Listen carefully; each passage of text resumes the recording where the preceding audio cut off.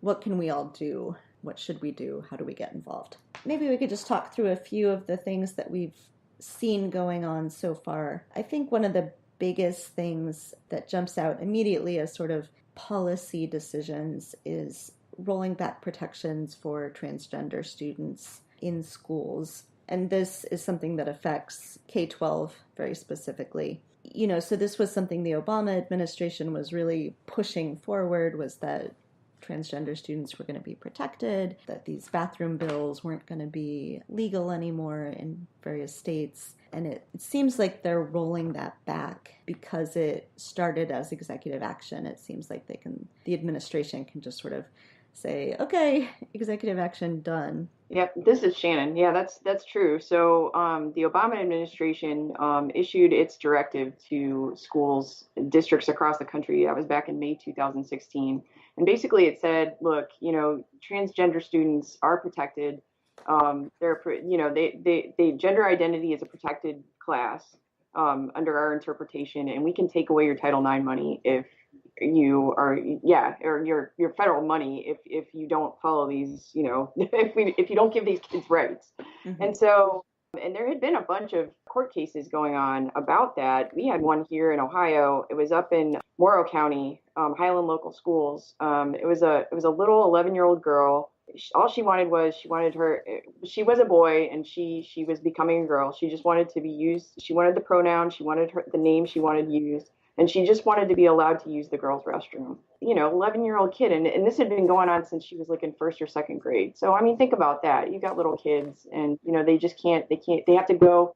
This little girl was going into the teacher's lounge and teachers were giving her the side eye. So anyway, a federal judge ruled in favor of this little girl. Highland was asking, they're like, oh, wait, they wanted to appeal and everything. And, and so that's going on all over the country. But this directive, at least from the federal government, said, we're going to back these kids. You need to treat them with respect. You need to treat them with dignity. And so we had the Gavin Grimm case also out of Virginia. And that was the one that the high court was looking at. And then they decided to remand it back to the lower courts. The high court declined to take the case. And that was after the Trump administration directive. Like they kind of quietly rolled that back. They said, we're no longer going to enforce that.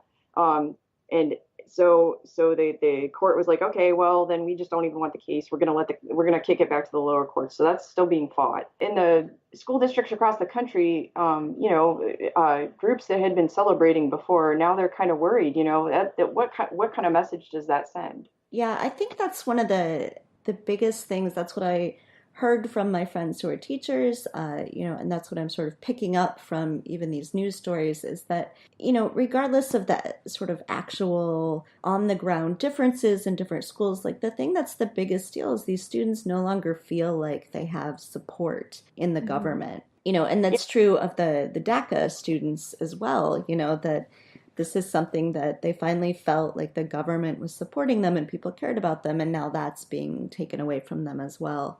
Right. And a lot of districts, if you're like in an urban area, and I happen to be, a lot of those districts, if you ask them, they'll say, hey, yeah, we have an anti-discrimination policy. We've had it for a while. So, and those transgender students have nothing to worry about. But if you get out into other areas, and I'm not trying to make this like a rural urban thing, but there's no telling, like it's very hyper local. It's like whatever your school district wants to do. There's no like uniform protection. Mm-hmm. And so, and that's what the problem is here. They don't feel like they have anywhere to turn, especially if they're in an area like that doesn't support them. Yeah, I would agree with that. Like if you're in an area that's supported, the rolling back of the transgender guidelines probably isn't changing much for you. But, if you're in an area where people haven't encountered that, you're the first student to have to deal with this in your school.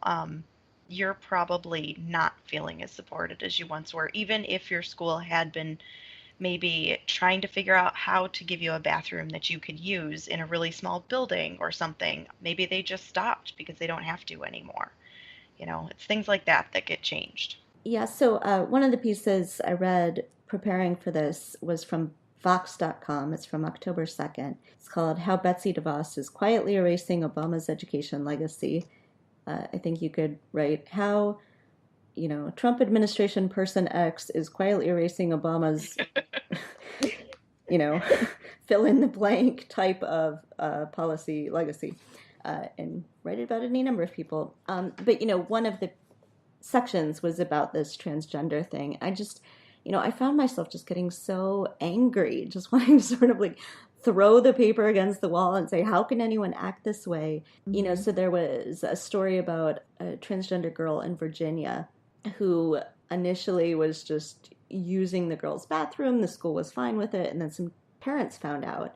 And they go and show up at the school board meeting. They're wearing shirts or badges, I guess, that say "Save Our Schools" from, this 10-year-old. And they called this 10-year-old trans girl an abomination and a predator. And one suggested that the school was opening the door for bullying, rape, and possibly death.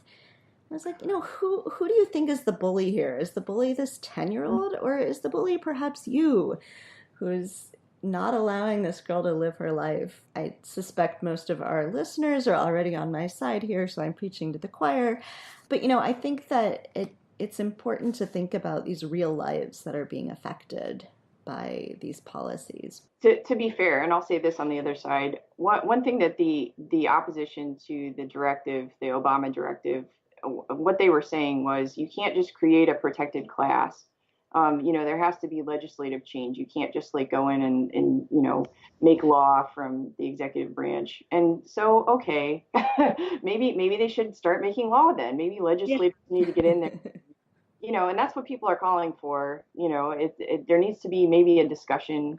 And so we can't, so one administration can't make change, like huge wholesale change in this way. It needs to be set in law. There needs to be debate. And that's good. But yeah, you're right. I mean, it's people. We're talking about real, little girls and boys. I mean, that's sad. So, oh man, just making their lives more difficult in ways that, we don't have to think about. And I think tacking onto that, the making the laws is super important. We had a bit of this fight in Michigan when the State Board of Education tried to put together a document basically giving guidance to school districts. Once people found out that it was a document giving guidance, there was a huge fight in the state. And it was like, maybe if someone would just make a law telling everybody what to do, then we wouldn't have these sort of piecemeal, well, it's guidance, you don't have to follow it, or that sort of thing, and we wouldn't be having a fight over something that maybe not everyone even is going to do anyways. Make a law, and then everybody knows what to do and everybody's protected. Yeah, I mean, look, I'm totally sympathetic to the idea that things should not just come down from on high from the executive branch. I mean, we're seeing the effects of that now, right? And I don't think that's what Obama ever wanted to do. A lot of us had fears that maybe there was some executive overreach. It was done with good intentions. It was done because the legislative branch was refusing to act, but it was obviously dangerous. Well, yeah, I mean, when I say make a law, I don't mean he shouldn't have done that. I mean, legislators do something. Come on. Yeah, I agree. I think part of the problem is that at the national level, at least, the Congress and the presidency are controlled by a party that does not have the largest number of members because of the way our electoral system is set up. I'm not just talking about gerrymandering, but the number of senators that you get and the electoral college. The party that controls the federal government is not a party that represents what the bare majority of Americans want to see happen. And so we have a lot of policies that people would like to put in place, that poll very well nationally, but that are the antithesis of what people in these districts that are electing our representatives want to do. And so I think that's kind of, I sympathize with the people who didn't like some of these executive decisions because they felt that they were overreach. I sympathize with them deeply, but I think part of the problem is that our legislative system is kind of broken. Mm-hmm. And so you heard some of the same complaints about DACA too, that came down from the executive branch. And so now you're seeing, and I'm sure that affects education too. You've got little kids who are living in that system, and they're probably, I'm sure they're scared at this moment. So, yeah. Anyway, I don't know if that's the direction we wanted to go, but yeah. Well, I think that's obviously it's super important. I mean, How can you expect kids to be focused on education if they're afraid they're going to be deported? Right. They can't be. I mean, their home lives are obviously going to affect what's going on for them in their schools. And one of my friends was talking about the school her daughter goes to. People were like students were chanting, "Build that wall." And, so if you're getting not just the message from the president, not just the message from his administration that we don't support these students. And, this applies to all these sorts of things, right? The travel ban and DACA and transgender rights and take a knee and, all this kind of stuff. Not only are they hearing that from the administration, but other students are then hearing, the stuff that Trump is tweeting. It gets filtered down then to people, to grown-ups who are talking about it, who are saying this to their kids, and then their kids are saying it in school, and it just creates an environment for students to feel very unsupported. When you were asking, like, what changes have we seen, when you were saying the children chanting, I think it's those types of things that to me are the biggest changes that being in school buildings every day that I'm hearing about. It's things like graffiti of swastikas in the bathroom. That was never something I had ever heard of in my teaching career, and in my career in education afterward. But suddenly, when the election began and just, leading up till now, it's something that the schools are having to talk about, which isn't always bad. I mean, at least it's being brought to light and it's being hidden, and they've got really great plans for addressing it and for trying to grow as a community. But it's awful that it's showing up at all. And it's awful that that is filtering down, just like you said, through from Twitter to the parents to the students, and it's coming to school with them and just coming out in all sorts of ways that, in the classroom, in graffiti, things like that.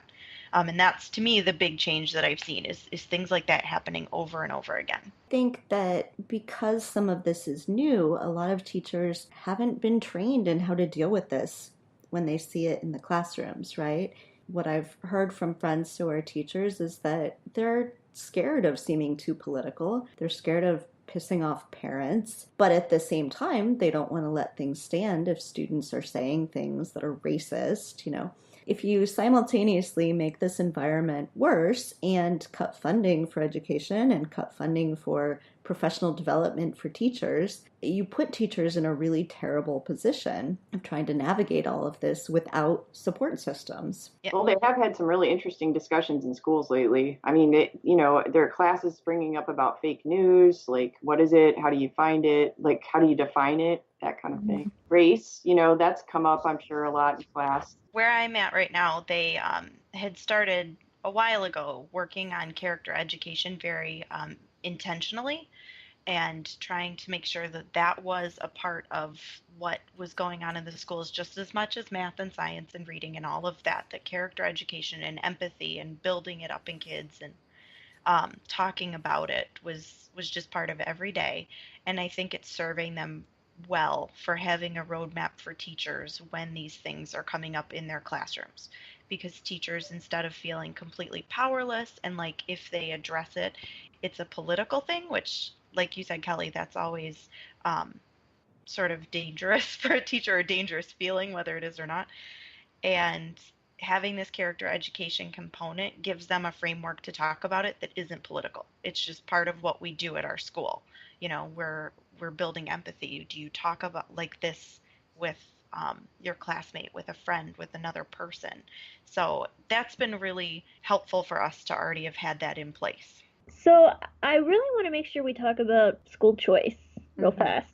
Or hopefully not real fast. It's kind of what everybody knows DeVos from. She's been a long-time advocate of what Republicans refer to as school choice, which is sort of broadly, as I understand it, using federal dollars to support students going to private schools instead of public schools. Can someone tell us a little bit about DeVos's support of school choice and whether we've seen, if anything, I don't know if we've seen a whole lot from her in that arena as Secretary of Education. Oh, this is Allison, and I'll start since I have the historical Michigan knowledge.